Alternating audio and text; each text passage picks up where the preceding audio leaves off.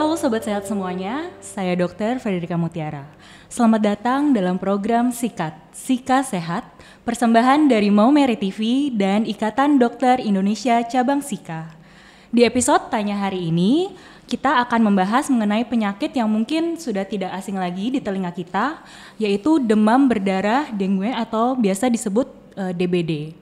Hari ini sudah hadir narasumber kita, yaitu Dr. Mario, spesialis anak, yang bertugas di Departemen Kesehatan Anak di Rumah Sakit RSUD TC Healers Maumere, dan beliau juga sebagai Ketua dari Ikatan Dokter Indonesia Cabang Sika. Halo Dok, apa kabar? Halo Mutiara, halo juga sahabat sehat semuanya. Baik Dok, jadi kan banyak ya pertanyaan dari masyarakat mengenai demam berdarah itu sendiri, dan juga kasusnya lumayan banyak nih Dok di Maumere. Kemudian banyak pertanyaan seperti penyakit demam berdarah itu sebenarnya apa sih Dok?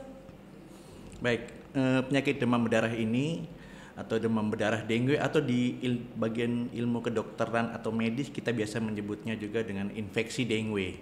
Ini adalah penyakit menular, infeksi bisa menyerang anak maupun orang dewasa. Dan penyebabnya adalah virus dengue. Oke, untuk penyakit ini sebenarnya menularnya lewat apa Dok? Jadi penyakit infeksi dengue atau demam berdarah dengue ini ditularkan oleh vektornya adalah nyamuk Aedes aegypti dan bisa juga nyamuk Aedes albopicus. Nyamuk ini proses penularannya, nyamuk ini menggigit darah orang yang sementara sakit. Lalu selanjutnya virusnya masuk ke dalam darah nyamuk ini. Selanjutnya nyamuk ini terbang, menggigit orang atau anak yang sehat. Lalu virus itu berpindah kepada anak yang sehat itu. Akhirnya anak yang sehat itu menjadi sakit. Sehingga begitulah kira-kira proses penularannya. Jadi melalui vektor penularannya adalah nyamuk Aedes aegypti yang membawa virus dengue ini. Oke. Lalu kan jenis nyamuk itu bermacam-macam ya Dok. Bagaimana ciri-ciri khas dari nyamuk Aedes aegypti itu sendiri Dok? Jadi nyamuk Aedes aegypti ini yang merupakan vektor penularan infeksi dengue atau demam berdarah dengue ini ada ciri-ciri khasnya memang. Jadi nyamuknya itu warnanya hitam tapi ada bintik-bintik putihnya.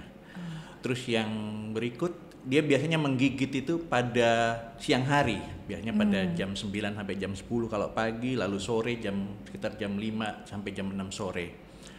Dan punya keunikan juga, kemampuan terbangnya itu cukup jauh, sekitar 40 sampai 200 meter, bahkan kalau pas ada musim angin dia bisa nyampe 400 meter. Sehingga dengan begini penularan virus demam berdarah ini, virus dengue ini bisa sampai sejauh 400 meter dari satu tempat ke tempat yang berikutnya, orang bisa tertular. Khas yang lain lagi, dia bertelurnya di tempat air-air yang jernih, sehingga mereka biasanya disebut juga nyamuk yang elit karena dia malah senangnya di air-air yang jernih.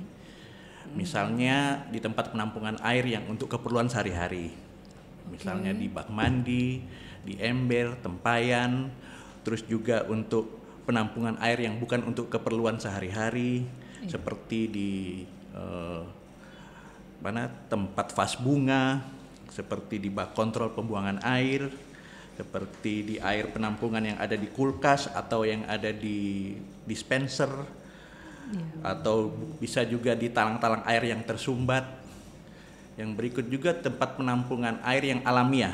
Misalnya tempat penampungan air alamiah itu seperti lubang yang ada di pohon, lubang pelepah lubang batu atau pelepah daun, tempurung kelapa, pelepah pisang, potongan bambu, itu semua bisa jadi tempat air tergenang pada saat musim hujan, dan di situ bisa nyamuk Aedes aegypti ini berkembang biak dengan bertelur di situ. Dan sekali bertelur bisa sampai 100 butir telurnya. Jadi perkembang biaknya cepat sekali. Dan kalau dia sudah jadi nyamuk, dia malah senangnya itu di dalam rumah di tempat-tempat yang gelap. Sehingga yang ruangan kalau yang gelap, yang sering kita menggantung pakaian apa di situ, itu dia juga senangnya di situ nyamuknya. Itu kira-kira. Nah Dok, bahaya dari penyakit infeksi demam berdarah dengue ini tuh apa sih Dok sebenarnya Dok? Jadi penyakit infeksi dengue atau demam berdarah dengue ini bahayanya kalau terkena pada seseorang, khususnya pada anak-anak, bisa menyebabkan terjadinya pertama penurunan dan gangguan fungsi dari trombosit. Trombosit itu adalah sel darah dalam tubuh kita, salah satu sel darah yang untuk fungsinya pembekuan darah.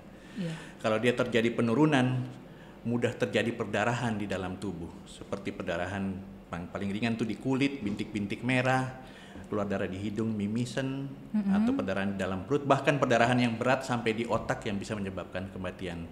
Yang kedua, akibat dari infeksi virus dengue ini juga bisa menyebabkan adanya bocornya dinding pembuluh darah, sehingga zat-zat atau cairan plasma bisa keluar dari pembuluh darah dan masuk di rongga-rongga tubuh seperti di paru-paru atau di rongga perut, dan bila berjalan terus bisa mengakibatkan shock, dan shock ini adalah salah satu penyebab tersering meninggalnya seseorang atau khususnya anak-anak karena infeksi dengue atau pada penyakit demam berdarah ini. Apakah anak ini lebih beresiko untuk terkena demam berdarah, Dok? Iya, memang dari data-data yang ada di dunia saat ini dan khususnya kita di Indonesia, ternyata memang sebagian besar kasus infeksi dengue dan demam berdarah ini terjadi pada anak-anak. Kenapa? Karena kemungkinan besar anak-anak ini sistem daya tahan tubuhnya atau sistem imun tubuhnya belum sempurna, sehingga mudah sekali terjadi infeksi dan cenderung sebagian anak terjadi infeksinya malah memberat. Kira itu. Untuk gejala-gejala penyakit demam berdarah pada anak biasanya seperti apa, Dok? Kalau virus dengue ini sudah masuk ke dalam tubuh seseorang anak, biasanya gejala yang akan muncul macam-macam. Pertama pasti biasanya ada demam sekitar 2-7 hari. Terus yang kedua bisa ada nyeri-nyeri kepala, nyeri belakang mata, nyeri tulang, nyeri otot. Bisa juga disertai mual muntah, nyeri perut, sakit tenggorokan. Bahkan pada hari-hari tertentu ada muncul tanda-tanda perdarahan. Seperti bintik-bintik merah di bawah kulit, itu tanda perdarahan di bawah kulit. Juga mimisan, gusi berdarah, muntah darah, atau yang paling berat sampai BAB, BAB-nya ada darah. Mungkin ada banyak pertanyaan dari para orang tua untuk kapan seorang anak yang demam itu harus melakukan pemeriksaan darah, Dok? Iya, itu juga memang sering ditanyakan oleh masyarakat, khususnya para orang tua yang punya anak-anak yang menderita demam.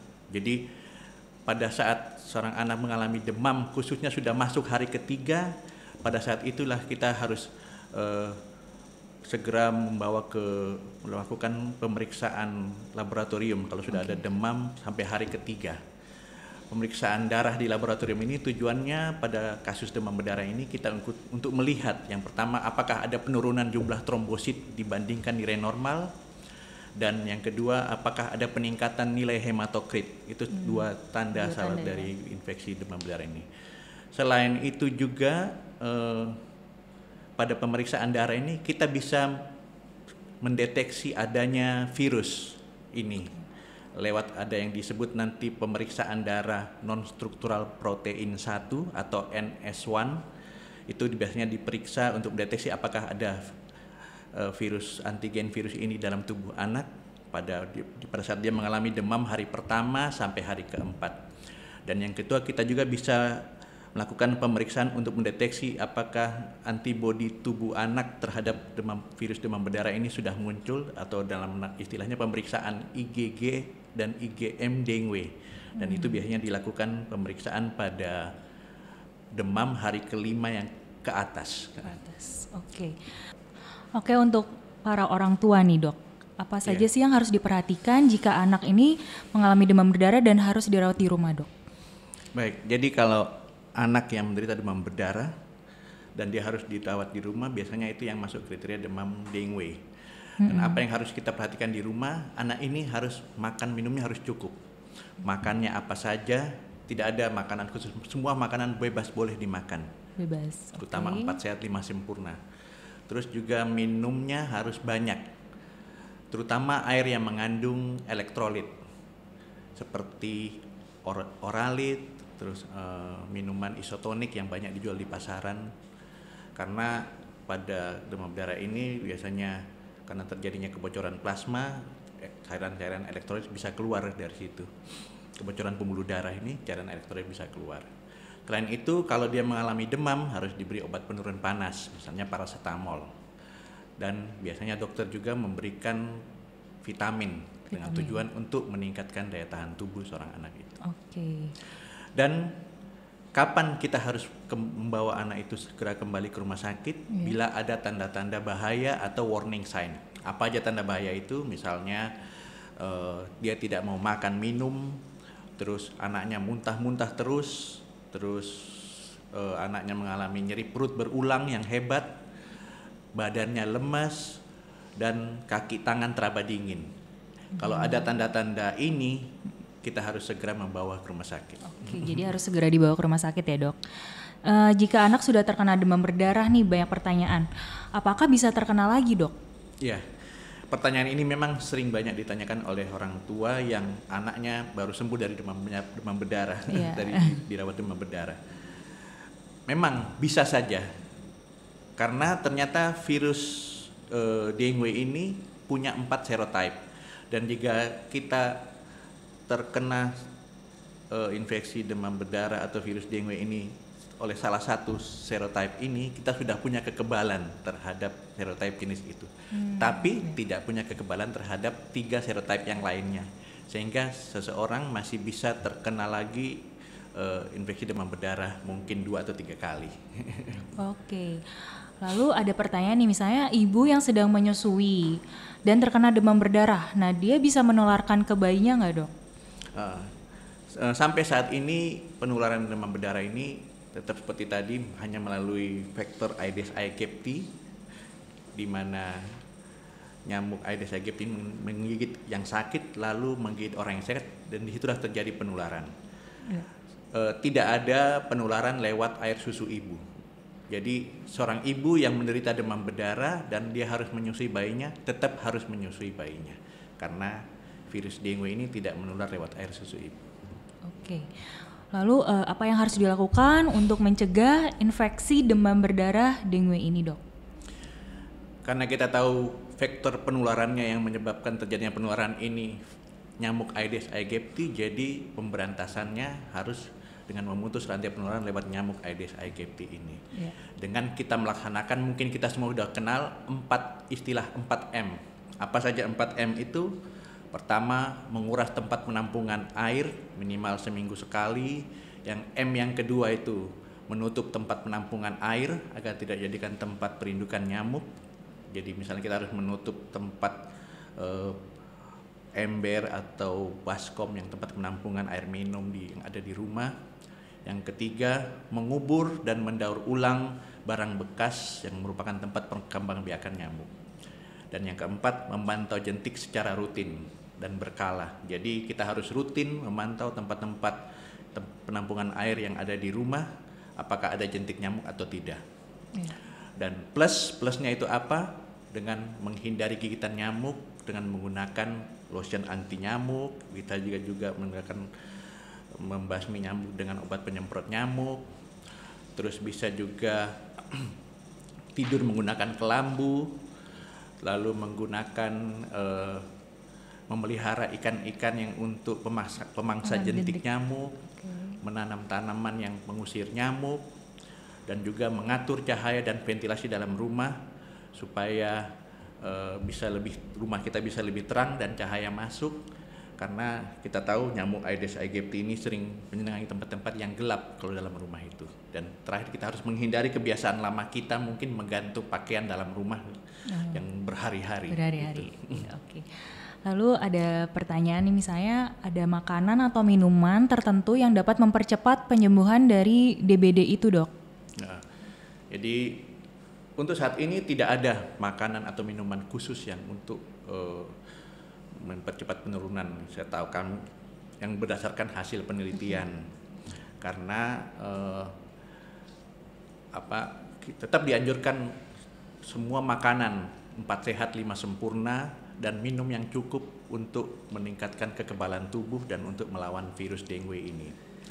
Memang ada beberapa artikel kita biasa lihat dan kita baca di media sosial maupun internet, ada beberapa buah-buahan mungkin seperti buah jambu, Iya. pepaya, delima, itu disebut-sebut, dan beberapa yang lain bisa disebut-sebut meningkatkan nilai trombosit dengan cepat.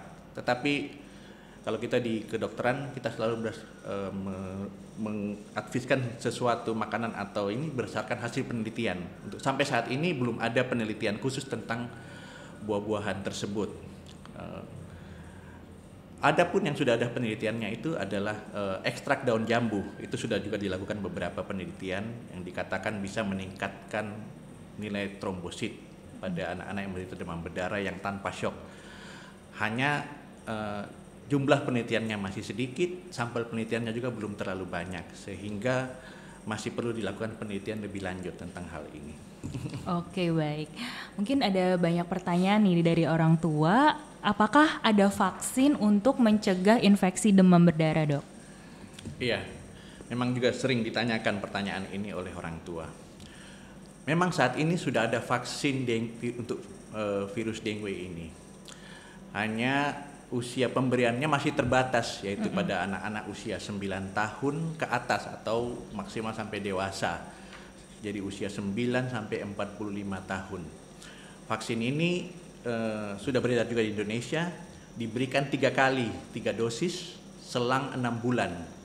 Namun harganya masih mahal, kurang lebih masih sekitar 1 juta per vial. Dan anak yang divaksin juga harus di screening dulu. Kenapa? Karena ternyata virus ini memang sudah terbukti aman dan efektif pada anak usia 9 tahun ke atas, tetapi efektifnya apabila ini diberikan pada orang yang sudah pernah terinfeksi dengue atau istilahnya infeksi sekunder. Iya, Dok.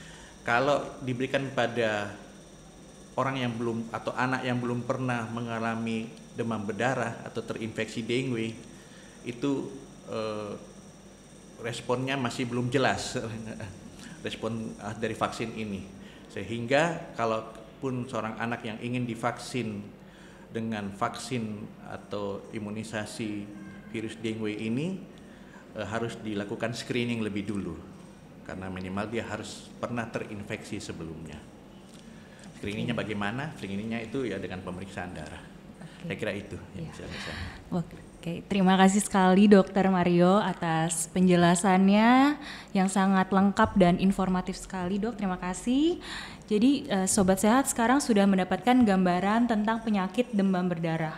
Bagaimana apa itu demam berdarah, bagaimana penanganannya dan pencegahannya. Buat kamu yang ingin tahu lebih lengkap lagi mengenai tips-tips kesehatan, bisa subscribe channel YouTube di bawah ini. Dan juga sampai ketemu di episode selanjutnya. Sehat bersama Idi Sika, sehatmu bahagiaku.